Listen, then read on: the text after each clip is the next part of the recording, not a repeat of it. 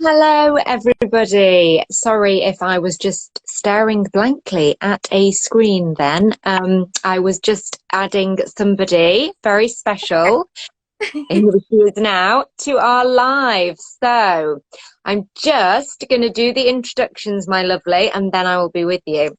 Okie dokie. So hello, wider world of Instagram, and thank you massively so much for joining us for my very first episode of Safe to Say. I'm just going to explain a little bit about what that is. So Safe to Say is a concept that I came up with a little while back now, because I realized that there are some subjects, some topics, some situations that people find it difficult to talk about. And that can be for a variety of reasons. That can be because they feel uncomfortable in broaching certain subjects. They feel they don't have enough information, not enough education around it, or they feel that they're going to say the wrong thing. And I wanted to create something that was a safe space for people to come on and interview with me, people who have a lived experience of a variety of topics and issues and situations, where they can invite us into their lives, into their journey, and to give us their lived experience and their reality about these subjects.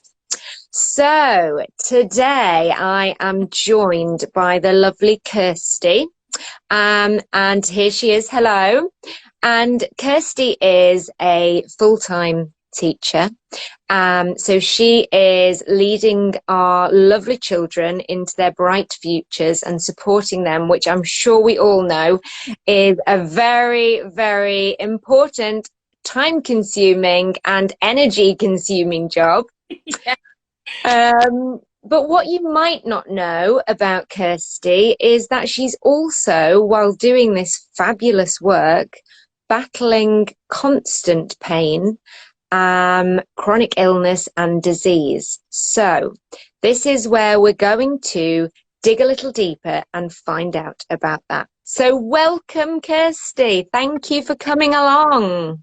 Thank you for having me. I'm still really nervous. But it, Don't Honestly, don't be a bit nervous, because this is the beauty of Safe to Say, that we are all here to support each other.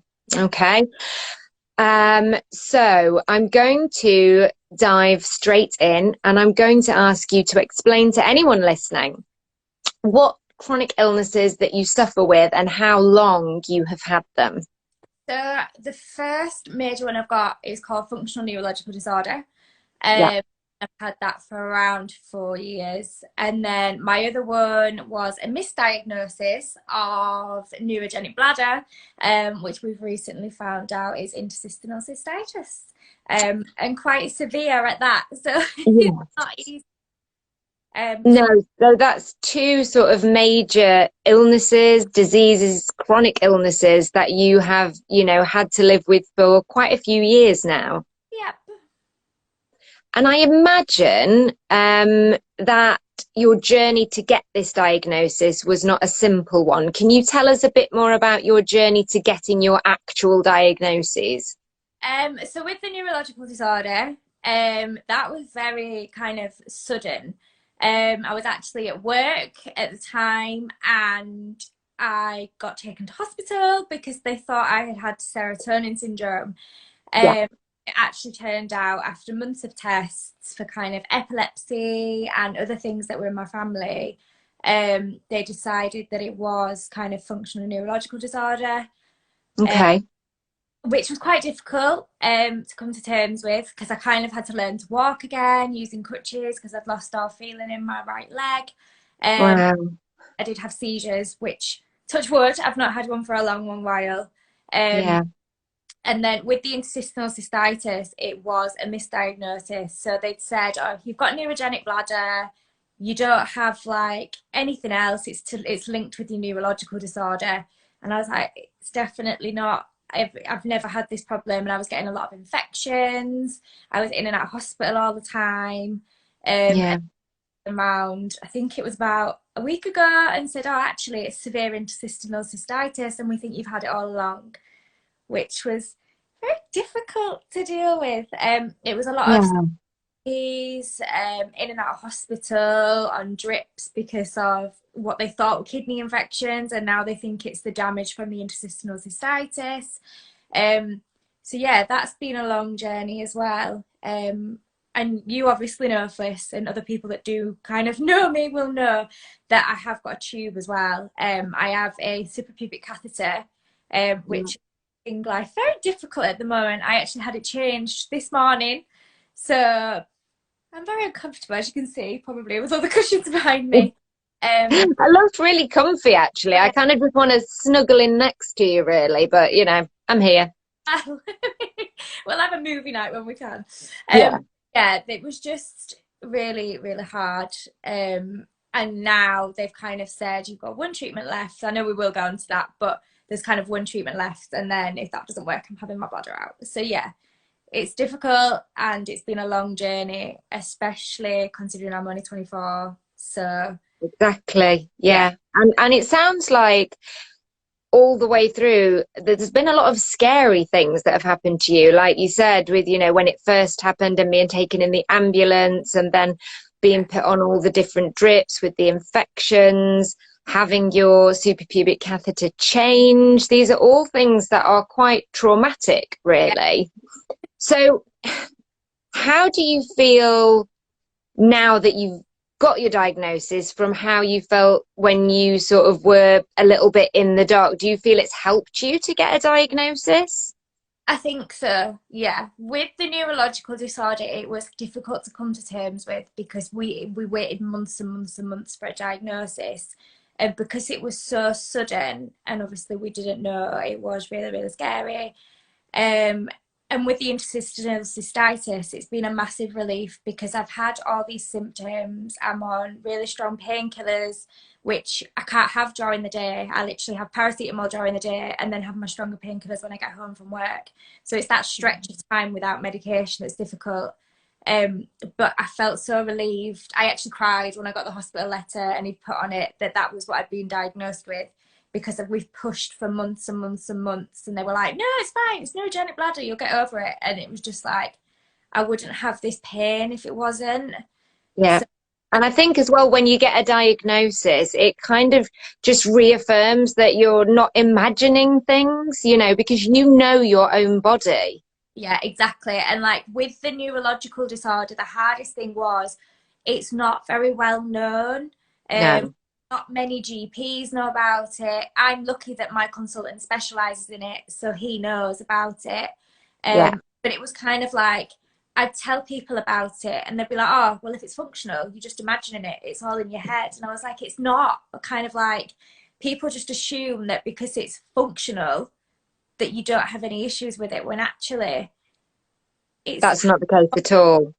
yeah, it just, my brain doesn't, for anybody that doesn't know what it is, my brain doesn't send signals correctly to my body, um, Uh-huh. which is why I have no sensation in my leg.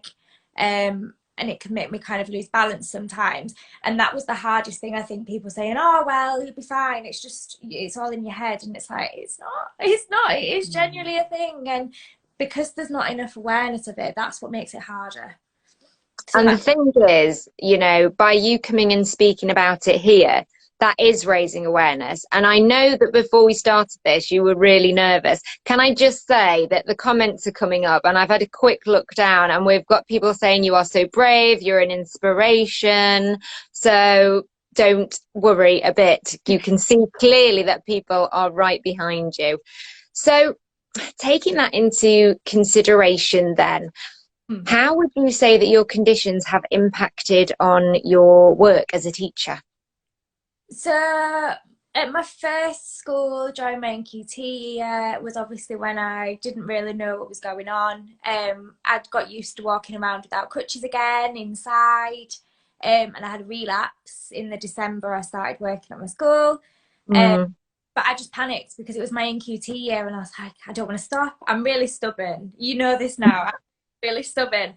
And I'm gonna keep going. yeah, I was determined to do it, and I ended up in and out of hospital quite a lot because I was getting infections because I was stressed.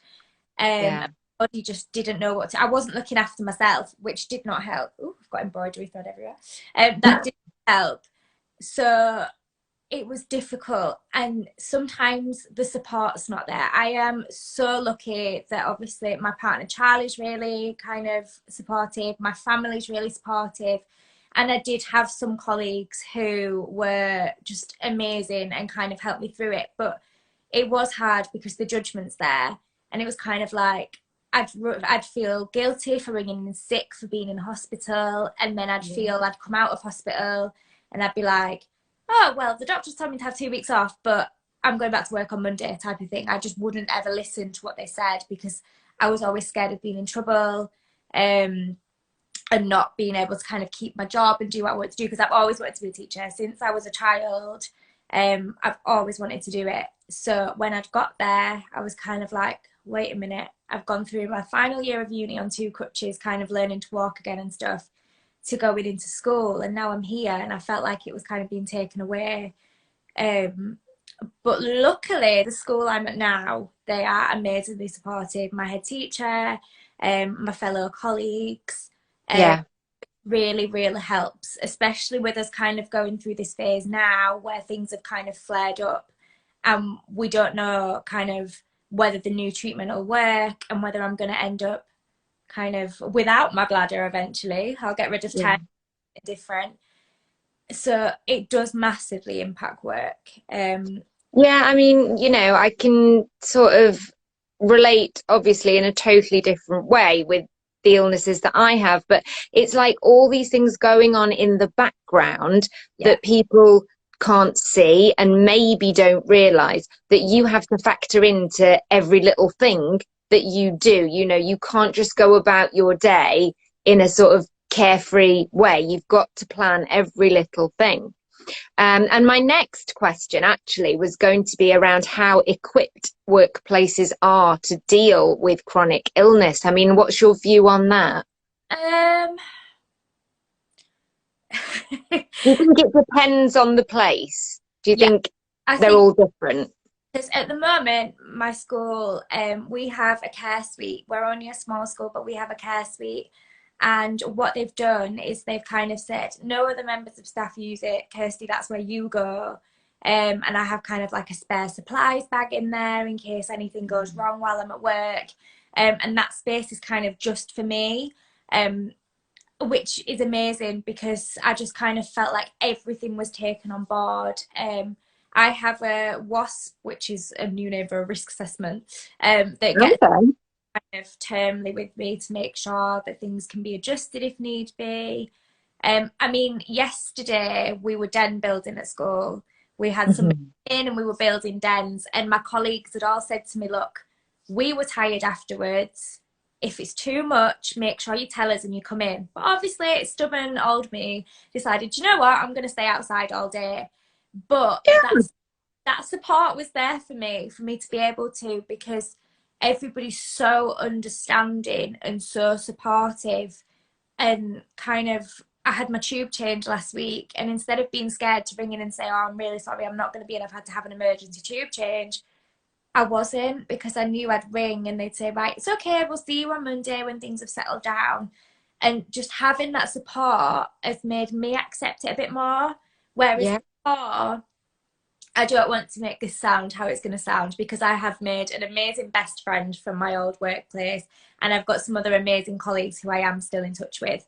But yeah, different places, you get treated differently, and I think it's a lot of it is a lack of understanding. I feel like people don't get it, like, because if you look at me, you think, oh, she's absolutely fine, you can't see anything, which I'll go into something else in a minute which you know about, which made you really cross. But yeah, different places. I think my work at the minute is amazing, but I think because teaching is such a full-on job as well, people think that I'm kind of just sat there all day, but you're not. You're up and you're moving all the time, and you go in. When I'm at school, my needs don't matter to me. It's the children that matter, which I think, and my stubbornness along with that, is what kind of keeps me going. But yeah, definitely depending on the workplace, depends on how it's accepted. And well, I think, that, like you were saying, when you have got the support, it's that sort of safety net that that if you need to ask for something extra or to make a change in something, that it's going to be, you know, welcomed rather than, you know, greeted with this sort of, you know, disdain.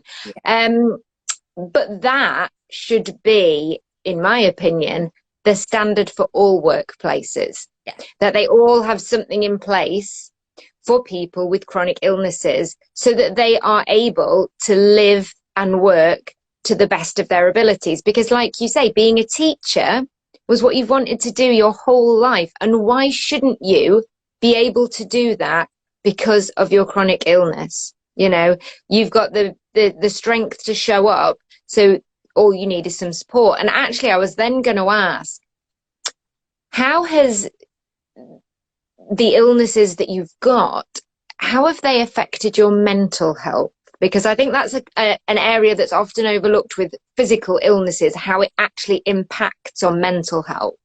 It has been difficult. When I got diagnosed with the functional neurological disorder, I'm quite confident and quite bubbly, and I just kind of became withdrawn from everything. And kind of I'm always anxious, especially when I'm going out the house, because it's like, have I packed this? Have I got a spare bag? Have I got spare clothes? Have I got my toilet key in case I need a disabled toilet? Yeah. And it's definitely made me more anxious, stressed, very stressed. Like this morning when I was talking to you, Fliss, and I was kind of preparing for my catheter change. I was panicky, I was anxious because my last one was horrific, which then causes kind of the trauma in your mind of kind of, oh my goodness, what's happening? And I've kind of, I don't know, I just feel kind of, I'm in my own little bubble at the minute, still kind of registering the things about my bladder. That's separate. Obviously, the neurological disorder is caused by trauma. And that's kind of, I won't go into too much detail with that, but it's kind of, that came from like my parents splitting up when I was younger. I had a really bad relationship in the past, and kind of all the trauma of that. I didn't know how to accept emotions. I'm somebody who would just cry, or instead of accepting an emotion, I'd just shut off to it, which in the long run has really kind of badly affected my mental health, because I've ended up with a neurological disorder. But yeah, it does massively affect it. And I think people, like you said at the start, people take it as a given. Oh, well, they've got a physical disease, I'm sure it's absolutely fine, it doesn't affect them kind of mentally. It really does. And people don't think before they speak, which help, and kind of before they do things, which makes it even worse. Because the other day I'd kind of had a bit of a rough day, and I'd gone to Starbucks on my way home from work to get a drink because I was working from home that afternoon, and I got abuse of somebody for parking in a disabled parking space, even though I put my badge out, and he still persisted to gesture at me. And then he waited, there was a queue behind him as well, bearing in mind, he waited in his car to watch me get out to see what was wrong before he then drove off.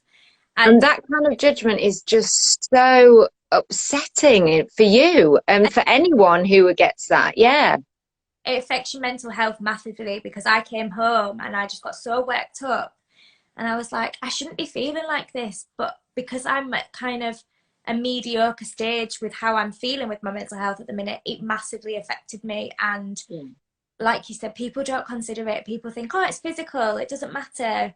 And the worst thing people can ask is when you've been kind of, when something's happened in terms of your health, and you'll know this with yours, and they go, oh, are you feeling better now? Oh, it's my favourite, that one. You're like, no, it's still here. And the fact that they ask you that, it then makes you question like whether you should be feeling the way you're feeling about it, which makes it has a massive impact, a humongous impact. I think chronic pain is something that we need to sort of touch on here, because you know, chronic pain is sort of a separate thing in that it's talked about separately, but actually it's completely interwoven to chronic illness. And because we suffer from chronic pain, there are obviously medications to help that. And you mentioned at the beginning that you take your stronger medications in the evening because you don't want it to be impacting on your day at school. So you kind of bear that pain so that you don't, and it's so hard. Do you think there is a stigma attached to people taking regular prescription medication for pain conditions? Yes. 100%. I'm very kind of, up until recently, I've been very private about the medication I'm on because it's almost like you feel ashamed of it. I'm on something stupid like 24 tablets a day now, along with kind of liquid medications. And people seem to assume that because I don't take anything during the day, I have paracetamol and my gabapentin, and that's it. I don't have anything kind of other than that during the day. And then when I get home, as soon as I stop, that's when I feel the impact, and I have to have the stronger painkillers because my body's like, oh, you've stopped now. And then it all caught up with you. Yeah, and there's such a taboo around it, the fact that if you do take a strong painkiller, oh, why are you on that? And I've had not only kind of people that don't really know me judge me on it, but also family members, and I'm constantly having to argue with my GP over it as well. And it's even kind of from medical staff that don't understand. It's so much harder. You find yourself fighting for medication that you know you need, other people know you need, but you're almost ashamed to talk about it because of judgment. And I feel it's worse because I'm a teacher.